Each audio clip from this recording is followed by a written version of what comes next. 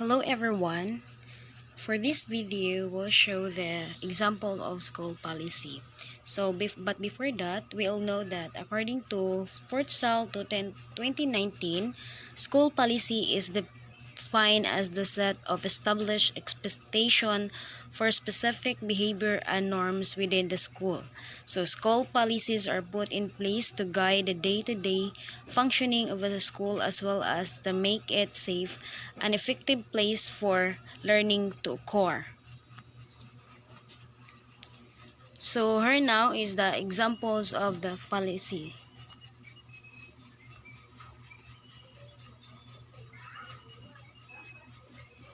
The first is the attendance policy. So attendance does matter. Missing a lot of class can create a huge holes that could lead to academic failures.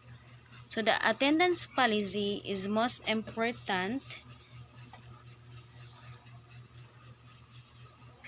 is kung ang usa ka estudyante pala absent unsay may purpose nga nung eskwela siya nga mo absent ra man di ay di ba ang purpose aron magka-gain siya og learning kada adlaw. So mao na ang attendance policy kay gina-poster jud siya.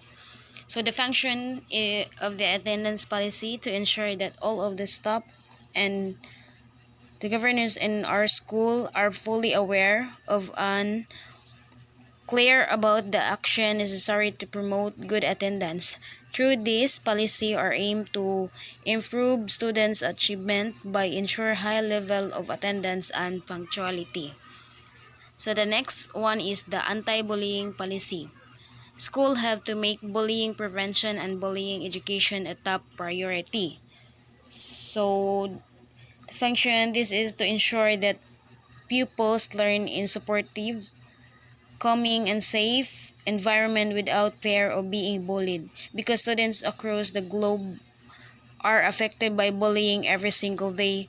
One of the rest of dropping out of school and poor academic performance of one students, it is because of bullying by other students or classmates.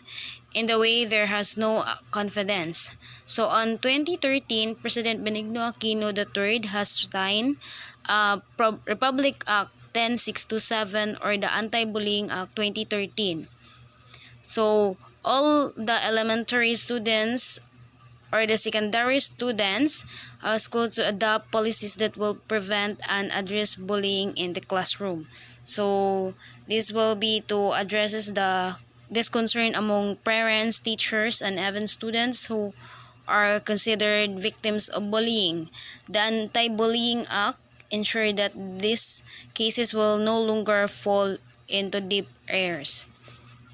So the third one is the dress code policy. The function of this to improve guidance to students as to appropriate attire for school at any school function. So the dress code policy is important to use especially in the Philippines. Unlike other country or place na biskan unsa ra ang ilang sulubon. So just like there sa atong school, dili pwede tatter jeans, sleeveless, shorts, slipper ug uban pa. This is to address that students have a limitation about their dresses or ilang gipanamit. Because we all know that, for example, usa ka maestro din na kay usa ka estudyante nga nagsulob og tatter jean or sleeveless or anything with pinakita ang mga dapat dili angay ipakita. In that way, murag dili na makarespeto-respeto. Diba ang ato manggiadto sa school kay learning dili man fashion. And need jud og compulsory nga inana imuhang sinuksukan. So in school is not a fashion show. This is about learning and gaining knowledge by equipping every students to have right and good manner on how they dress. So the fourth one is the child protection policy.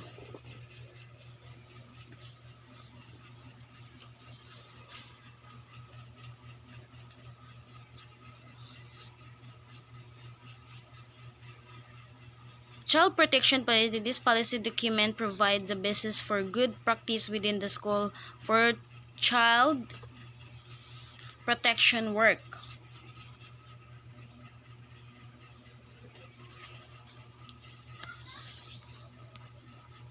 So the child protection policy, to ensure that all practice in the area of child protection are consist and that the school takes every responsible measure to ensure every child is healthy and safe. So there are Republic Act 7610, Special Protection of Children Against Abuse, Exploitation and Discrimination Act.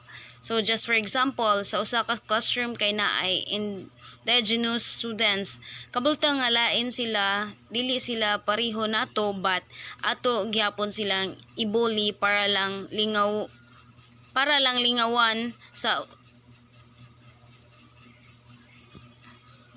inana nga sitwasyon. The teacher will have the responsible to explain to his or her students nga dili sila magbuli sa lain kay all of us are made by God to the pareho ta masakitan resab.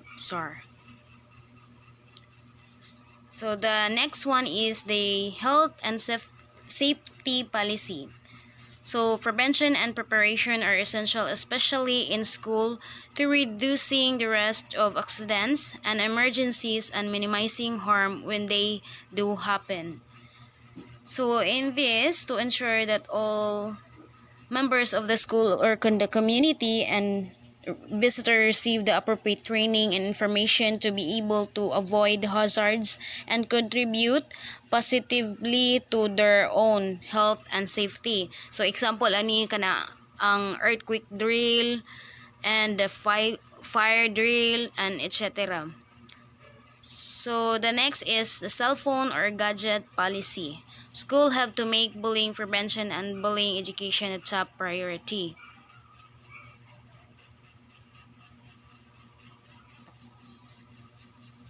So the cell phone or gadget policy is developing a cell phone policy at school is essential to ensure students and teachers are able to enjoy their instructional benefits associated with using cell phone while also ensuring the cell phones don't become a distraction from learning.